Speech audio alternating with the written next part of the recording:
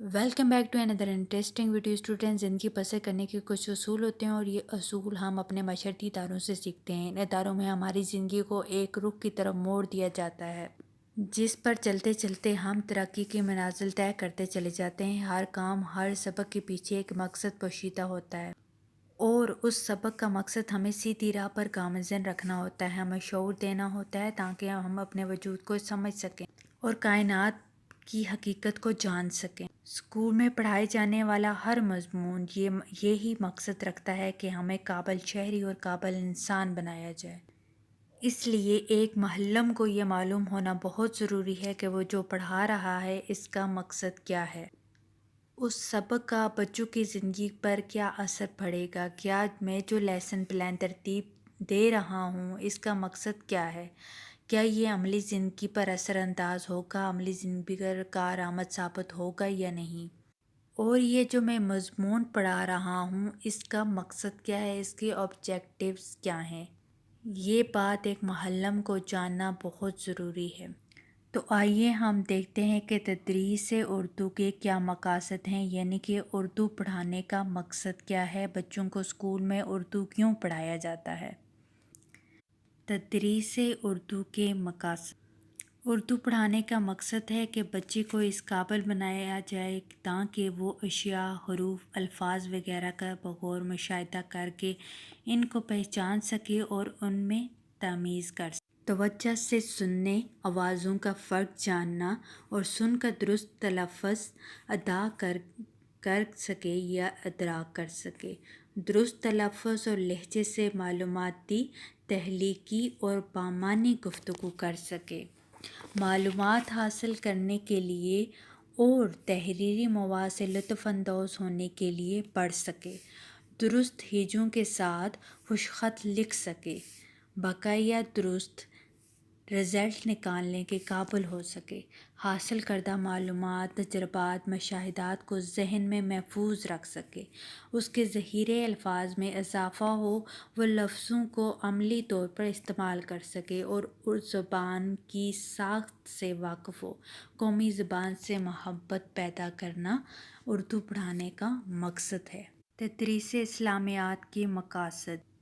بچہ اللہ تعالیٰ پر ایمان لائے، توحید، اس کو واحد لا شریک جانتے ہوئے پیغمبر اکرم صلی اللہ علیہ وسلم پر ایمان لائے اور یہ تسلیم کرے کہ وہ آخری نبی ہیں اور ہدایت کا چراغ ہیں، ان کی تعلیمات برحق ہیں، اور آسمانی کتابوں پر ایمان لائے، فرشتوں پر ایمان لائے، عبادات کی اہمیت سے واقف ہو، حقوق اللہ، حقوق العباد اور عبادات کلمہ طیبہ ارکان اسلام سے واقفیت رکھے.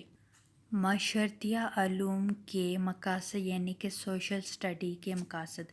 بچے کو اس قابل بنانا کہ وہ براہ راست تجربات اور عملی سرگرمیوں کے ذریعے اپنے قریبی ماحول، مخصوص مقامات، گرد و نواح حالات و واقعات سے واقف ہو.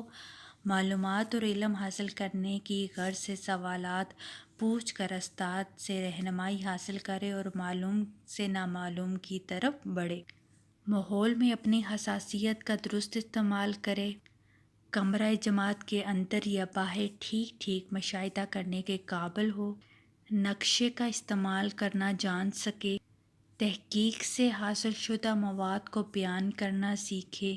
معاشرتی اداروں کے کردار، ضرورت اور معاشرے کے لیے ان کی اہمیت کی آگاہی سے واقف ہو جائے. تدریس ریاضی کے مقاصد. پرائمری کی سطح پر بچوں کو عام حساب کتاب اور روزمرہ زندگی کی ضروریات کی تکمیل کے لیے ضروری معلومات کی فراہمی کی جاتی ہے. گنتی، اعداد کی پہچان، جمع، تفریق، ضرب، تقسیم، پہاڑے، فیصد، اوسط، نسبت، تناسب، وسطانیہ، ناپ تول کے پیمانے، لائن، دائرے، مستطیل اور مربع، رقبہ جیسے تمام معلومات کو نصاب کا حصہ بنایا جاتا ہے تاکہ طلباء کو اس قابل بنایا جائے کہ وہ روزمرہ زندگی میں خرید و فروخت کرنے کے قابل ہو سکیں، مقامی سطح پر حساب و کتاب کی ضرورت کو پورا کر سکیں، زندگی کی تمام ضروری اور اہم اشیاء کے ناپ تول، پیمائش، لمبائی، چوڑائی، حجم اور حساب کتاب کا علم حاصل کر سکیں. نفع و نقصان اور قیمتوں کے اتار چڑھاؤ کو سمجھتے ہوئے مستقبل کے لیے بہتر منصوبہ بندی کر سکیں. تھوڑی اور زیادہ کے تصور سے واقف ہوں اور حسب ضرورت اشیاء یا رقم کو بڑا بڑھا یا کم کر سکیں۔ حالات و واقعات، تاریخ، موسم، ماحول کا اعداد و شمار کرنے کے قابل ہو جائیں۔ سائنس کی تدریس کا مقصد۔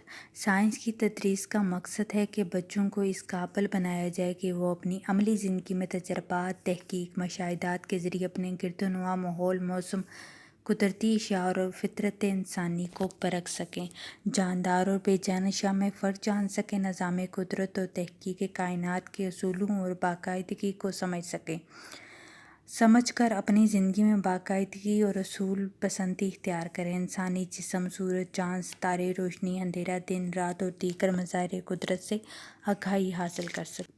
جاندار اشیاء کی ڈیولپمنٹ کے لیے خوراک، ہوا اور پانی وغیرہ کی اہمیت کو سمجھ سکیں اور اپنے لیے بہتر و متوازن غذا کو استعمال کرنا سیکھ سکیں۔